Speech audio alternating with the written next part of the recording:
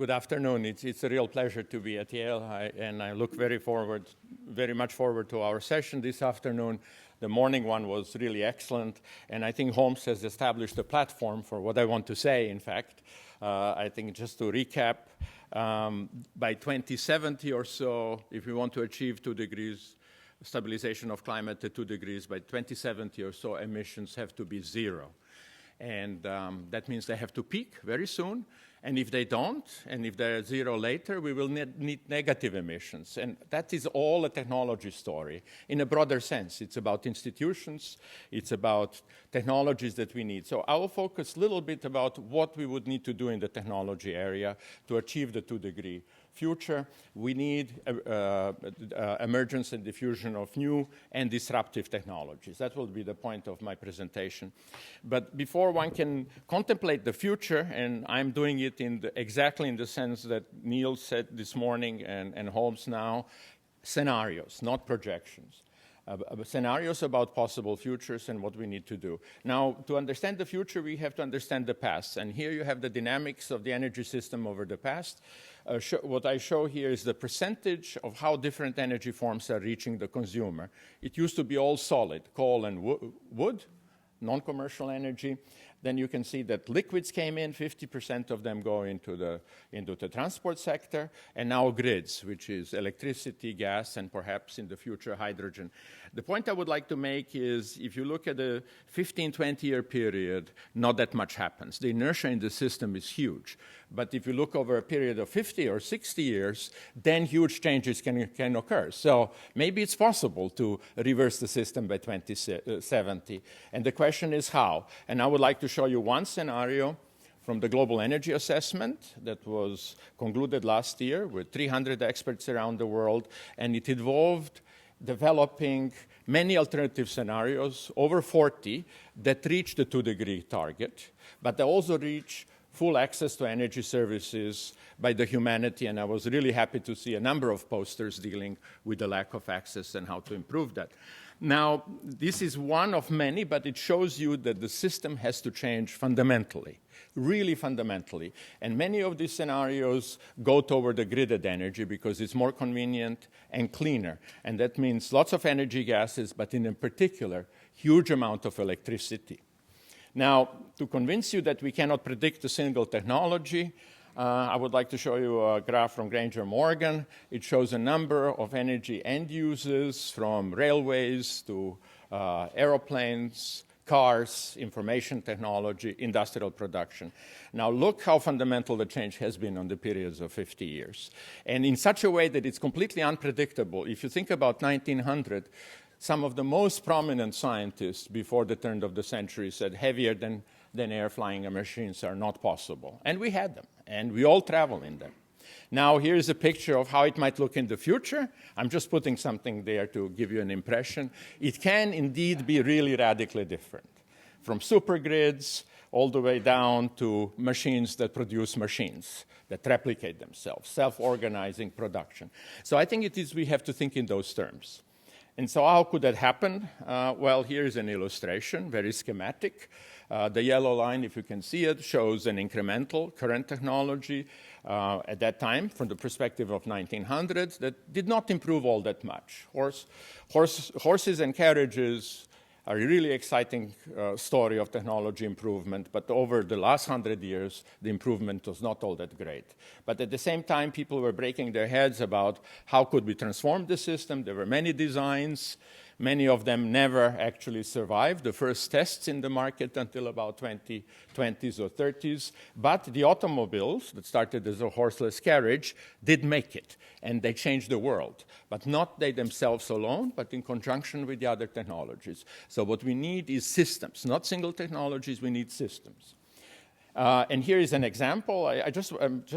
These pictures are more an illustration of the narrative that I would like to propose here. Here you see the same thing, the learning curves like before. This is the unit cost of the number of technologies, and this one, just to help you, on the logarithmic scale, so it looks linear. On horizontal scale is the cumulative capacity. This red curve is the photovoltaics, and we'll hear, I hope, later on about photovoltaics, but look how great the story is. Two orders of magnitude reduction in costs. just absolutely incredible, with, of course, many magnitudes of doubling of the energy market. So that today, photovoltaics are almost competitive, but we have a number of other technologies that are doing the same thing. This corresponds roughly to 20% cost reduction per doubling of the global cumulative capacity. Now, there are two other technologies that did not experience cost improvements, so we can also forget, but not just learn by doing. And in this case, this is US nuclear and France nuclear costs going up. So in my view, this is the key issue in many ways with the acceptability of the nuclear, and I'll be interested to see your comments. So we have a challenge there. We really have a challenge that we can achieve this across a wide range of technologies, and they can converge into systems that will reduce the emissions towards zero. And so let me try to illustrate where I think the emphasis should be on the systems in the future. On the vertical scale, you see again the learning costs. So about 20 to 30% learning per doubling of the capacity for the green technologies. And what are they? They are relatively granular. They are things like memory chips, telephones, refrigerators, even cars. With those kind of technologies, you have quick lifetimes. We can replace the car fleet in about 30 years. Computers on the time scale of 5-6 years. And so these are the technologies where you can have very large learning. But if you look at the energy supply, the picture is not that nice, because these technologies change relatively slowly.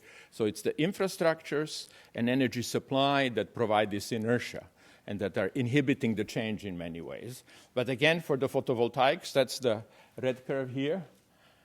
They are granular. So it's one of the few supply technologies that actually can change very rapidly. Now, I will just illustrate to you how disruptive the change could be from Google. I'm not saying this will happen, but as you know, they're planning completely alternative wind technologies, and I'm sure you'll talk about photovoltaics, but really lots of different ideas. This idea I like a lot. It's under ocean storage of electricity for intermittent wind on the ocean, and we are no doubt going in that direction, or platforms with wind, just like we do with oil and gas. Now, in the mobility area, it's the same. This is the car I drive, but this is not disruptive. That's the point. We have to really keep in mind, this is an incremental technology. We have replaced here the engine with the electric drive, like we have replaced horses with an engine the turn of the last century. So this is also not incremental. This is a hybrid fuel cell electric bus, but both of those technologies bring zero emissions if you produce electricity with zero emissions. So it's great. But here is a little bit more disruptive, but also fun. This is a study of Toyota, how future mobility might look like.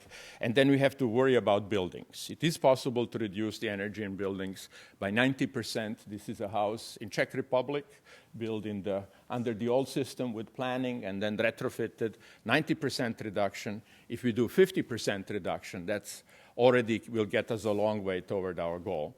And then we will need infrastructures. That's the toughest. This is the backbone of our energy system. I would like to illustrate here the idea of a supergrid, connecting remote energy sources, whether they're nuclear or renewable, to big urban centers in Asia, because that's going to be the future hub. And then there is a magnetic levitation train. I'm a big fan of that as well. And so together with the smart grids. So you need the system, and that's the paradigm change. So to conclude, I will want to quote Schumpeter. I think he has made the point very vivid that just combining technologies, you don't get new systems. We did not go from mail coaches to railways simply by aggregation. We had to do something fundamentally different, and that these new technologies have to be nurtured. This is why R&D is a big issue, but also early investment in the market. We are investing on the order of $150 billion a year in the early experimental phase, where you reduce the technology costs very highly. That's way too little by a very, very large factor. And then let me conclude. You have seen this already. It appeared from nowhere earlier, but I just wanted to finish this by one of my favorite sketches.